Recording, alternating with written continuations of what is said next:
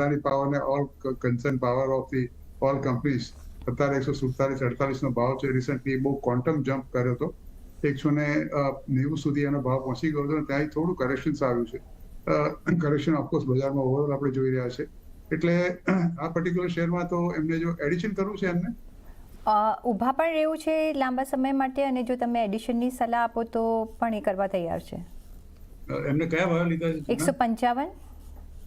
તો અત્યારે થોડા ઘણા લોસમાં છે.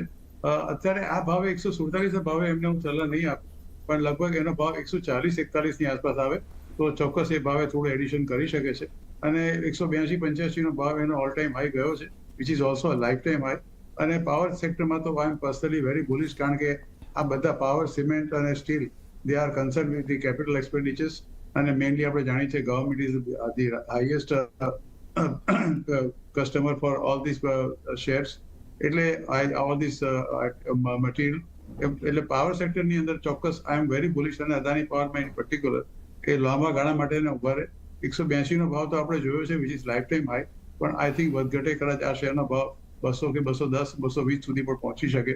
એટલે 140-41 ની આસપાસ આવે તો ચોક્કસ થોડી વધારે એડિશન કરે, અને એક થોડો સમય આપે આ શેરમાં.